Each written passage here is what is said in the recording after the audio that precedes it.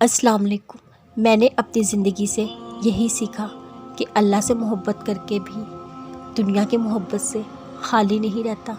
وہ غنی کر دیتا ہے، مالا مال کر دیتا ہے، اس جہاں کی محبتوں سے بھی، اس جہاں کی محبتوں سے بھی۔ اللہ سے ہمیشہ خوبصورت گمان رکھو۔ ایک وہی ذات ہے جو اندھیرے میں دیا جلائے رکھنے پر قادر ہے، بس وہی ہے جو بے چین دلوں کو سکون بخشتا ہے۔ یہ زندگی کا دستور ہے، دکھ والی رات نیند نہیں آتی، خوشی والی رات سویا نہیں جاتا۔ ہر دشواری کے بعد آسانی ہے، اور ہر کام کے لیے ایک وقت مقرر ہے۔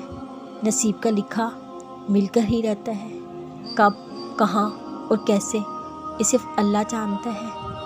اللہ ہماری ہر مشکل دور کرتا ہے کیونکہ وہ ہمارا رب ہے۔ صبر رکھو، ہر چیز آسان ہونے سے پہلے مشکل ہوتی ہے۔ بعد جب مقافات عمل پہ آئے تو صبر سے رحمت کا انتظار کرو، صبر اور نماز سے مدد لیا کرو۔ اللہ صبر کرنے والوں کے ساتھ ہے۔ صبر اور قدر کرنا نصیب والوں کے حصے میں آتا ہے۔ صبر کرو کہ صبر کی منزل جنت ہے۔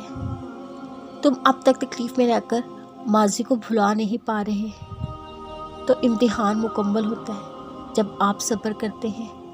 مومن مصیبت اور غم کا مقابلہ صبر اور توکل سے کرتا ہے۔ ضرور دعائیں قبول ہوں گی، یہ وعدہ ہے اللہ کا۔ اللہ تمہاری بہترین کے لیے تاخیر ضرور کرتا ہے، کیونکہ اللہ کا وعدہ مومنین پر حق ہے۔ وہ رب سجدے سے پہلے تمہیں دعا کرنا سکھاتا ہے۔ وہ تمہارے مانگنے سے پہلے قبولیت کے وسیلے بناتا ہے۔ تقدیر بدل دیتی ہے مانگی ایک دعاؤں سے۔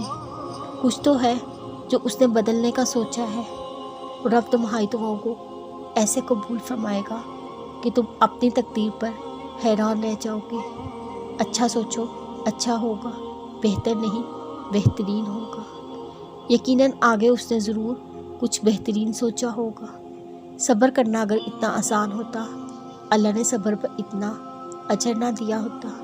جب معاملہ اللہ کے سپرد کر دیا کرو تو معاملہ اور اللہ کے درمیان سے نکل جاؤ۔ اللہ سے تعلق جوڑنے کا ایک ہی راز ہے، اس کے ہر فیصلوں پر راضی ہو جاؤ۔ اللہ ضائع نہیں کرتا تمہاری دعا اور صبر۔ دعا قبول ہوگی، امید سے بھر کر ملے گا انشاءاللہ۔ جب اللہ راضی ہوتا ہے تو عبادت میں سکون ملتا ہے۔